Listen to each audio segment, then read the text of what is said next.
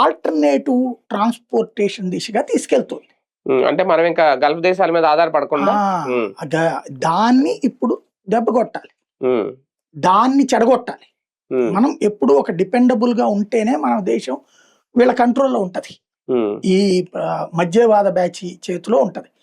మనం సక్సెస్ కాకూడదని కోరుకునే తత్వం ఉన్నారు. ఇప్పుడు ఎక్కడో ఎందుకు రిపేర్ వస్తుంది అని చెప్పినటువంటి వాళ్ళు 10 మంది మాట విని 1 కోటి మంది ఎందుకు మాట్లాడుతున్నారు? 140 కోట్ల జనాభా, ఇథనాల్ వాడింది ఇప్పటికీ ఈడ్చిపెడదంతే 25 లక్షలు లేరు. ఏదో కొన్ని పెట్రోల్ బంకులు ప్రయోగాత్మకంగా చేస్తున్నారు. కానీ వీళ్ళు ఏం చేస్తున్నారు? దేశం అంతా వెహికల్స్ పాడైపోయాయన్ని. ఇప్పుడు ఇంకోటి ఏమైపోయిందంటే దేశంలో ఇథనాల్ అదే మన మెకానిక్ షాపుల్లో మాక్సిమం ఒక వర్గమే ఉన్నారు ఎక్కువ. ఇదివరకు అన్ని మతాల వాళ్ళు ఉండేవాళ్ళు. ఇప్పుడు 70 to 80% ఒక మతం వాళ్ళే ఉన్నారు. మెకానిక్లు, పంచర్ షాపులు ఇవన్నీ కూడా వాళ్ళు ఇది బాగా అడ్వాంటేజ్ గా వాడుతున్నారు. నీకు ఏది రిపేర్ అయినా సరే మీకు తెలియకుండా ఇథనాల్ కలిపేస్తున్నాడు పెట్రోల్. పెట్రోల్ వల్లనే వచ్చిందని చెప్తున్నాడు.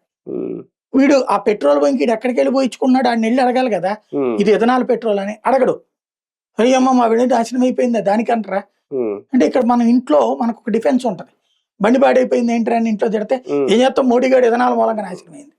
ఇట్లాగా ఇదే జరుగుతోంది. అంటే మనం పరీక్ష తప్పాము ఎందుకంటే